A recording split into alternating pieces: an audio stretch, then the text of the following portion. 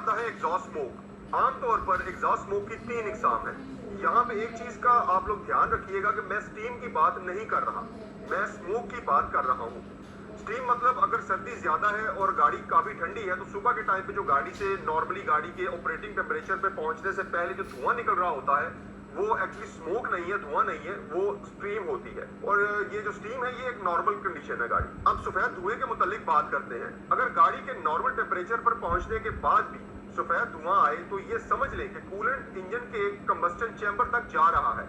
इसकी वजह cylinder block का क्रैक होना या सिलेंडर हेड का क्रैक होना या फिर जो हेड गैस्केट है उसका सही ना होना, क्योंकि हेड गैस्केट अगर सही नहीं होगा, जला हुआ होगा, गाड़ी ओवरहीट होने की वजह से डी शेप हो गया होगा, खराब हो गया होगा, तो जो जैकेट्स होते हैं वाटर जैकेट्स, उनमें से पानी जो है वो कंबस्टन चैम्बर में जाके बर्न होना शुरू हो जाता है। अगला है जी ब्लू कलर का धुआं। अगर गाड़ी के इंजन से नीले रंग का धुआं आएगा तो इसका मतलब है इंजन ऑयल जो के कंबस्टन चैम्बर है उसके अंदर इंजन ऑयल जो है वो बर्न हो रहा है। इसकी वजह आमतौर पर पिस्टन रिंग्स होते हैं जो कि सिलेंडर वॉल्स के साथ एक प्रॉपर सीलर नहीं बना रहे, या वॉल्व सील्स अगर खराब हो तब भी ये मसला आ सकता है, जिसकी वजह से ऑयल जो है वो ज्यादातर इंजन के अंदर कंज्यूम होता है। और गाड़ी में अगर आप देखें तो गाड़ी ऑयल खाती है, इसका एक लफ्ज ये भी मार्केट में यूज किया जाता है।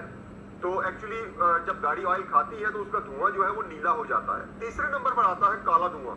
अगर इंजन से काला धुआं निकले तो इसका मतलब है इंजन में जो बर्निंग है मिक्सचर की वो सही तरह से प्रॉपर नहीं हो रही और जो रिच मिक्सचर है वो दाखिल हो रहा है, जिसकी वजह से कंबस्टन भी सही नहीं होती। ये मसला एयर फिल्टर के गंदे होने की वजह से हो सकता है।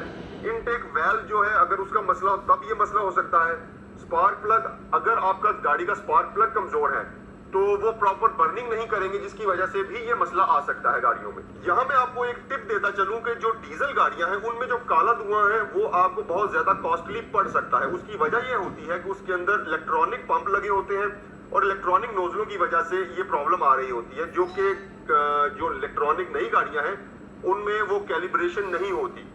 और मोस्ट ऑफ ऑल केसेस में जो मैंने देखे हैं, जो आप ये समझे हाईलैक्स गाड़ियां हैं, हाईएसिस हैं और सर्फ वगैरह की गाड़ियां हैं, लैंड क्रूजर है, सब कुछ तब्दील करना पड़ता है, जिसकी कॉस्ट जो है वो 2 लाख 3 लाख से ऊपर चली जाती है कई दफा। सो अगर गाड़ी में किसी तरह का भी धुआं आ रहा है तो मेरे ख्याल से आपको वो गाड़ी परचेज नहीं करनी चाहिए। दूसरे नंबर पर आता है ऑयल और जो फ्लूइड्स है, किसी तरह की भी लीकिंग हो तो उसको भी चेक कर ले। अगर तो आपको गाड़ी साफ करके दिखाई जा रही है, अक्सर यहाँ पे लोग बेचने से पहले गाड़ी को अच्छी तरह से धोते हैं और साफ करते हैं और उसके बाद गाड़ी को चेक करवाते हैं, तो आप कोशिश करें कि गाड़ी को उसके ऑपरेटिंग टेम्परेचर पर और एक थोड़ा सा रोड टेस्ट कम से कम 5 से 10 मिनट का लिया जाए, ताकि अगर कोई उसमें लीकेज है तो वो विजिबल तौर पर सामने नजर आनी शुरू हो जाए। गाड़ी में ये मुख्तलिफ जगह है जिसके ऊपर से लीकेज आपको गाड़ी टॉप कवर, यहाँ पे सील्स, होजेस, इसके अलावा इलेक्ट्रिक कनेक्शंस को भी इसके साथ साथ ही आप देख लें, इनको हिलाकर देख लें कि यहाँ पे कोई मसला तो नहीं।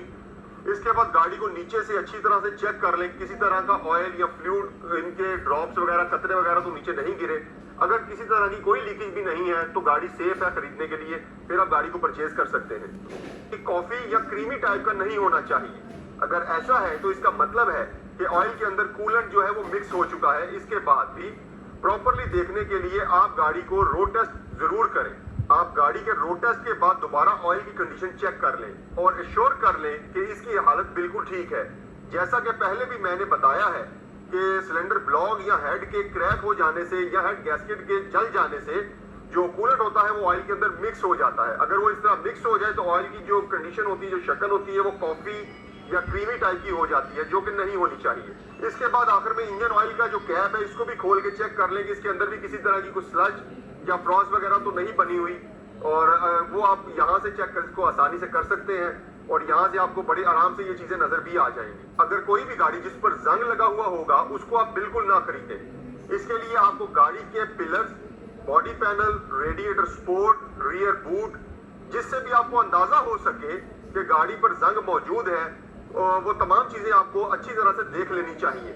एक्चुअली जंग जो है वो गाड़ी की बॉडी को कमजोर कर देता है, जो कि वक्त के साथ साथ काफी खतरनाक साबित हो सकती है। मेरे तजर्बे के मुताबिक अक्सर समुद्री इलाकों में जो गाड़ियां चलने वाली होती हैं उनके अक्सर पार्ट्स को जंग लग जाता है, तो वो भी आपको चेक करना बहुत जरूरी है। नंबर 5, ओबीडी कोड अगर गाड़ी में आ रहे हैं तो आपको इस बात की भी तसल्ली कर लेनी चाहिए कि ये पार्ट जो है ये कोड है ये पास्ट होने चाहिए, यानी कि पहले आए थे और अब ये एक्टिव नहीं है गाड़ी में। ये कोड जो है अक्सर गाड़ियों में दो तरह के कोड आते हैं, एक हिस्ट्री कोड होते हैं और एक परमानेंट कोड होते हैं। आपको गाड़ी का स्कैनर लगाने के बाद ये चीज क्लियर हो जाएगी कि ये कोड हिस्ट्री में है या परमानेंट है।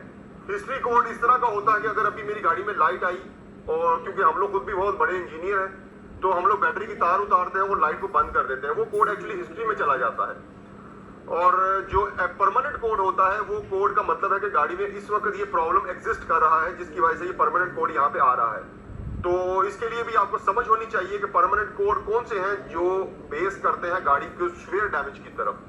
तो गाड़ी को ओबीडी के थ्रू भी जो है वो चेक कर लेना चाहिए, और कोड के बगैर जो गाड़ी है वो परचेज करनी चाहिए। यहाँ पे मैं आपको एक टिप देता चलूं कि बहुत से लोगों ने फॉल्टी पार्ट्स को सही दिखाने के लिए उनको स्लीपिंग मोड पे सेट किया होता है। स्लीपिंग मोड के ऊपर एक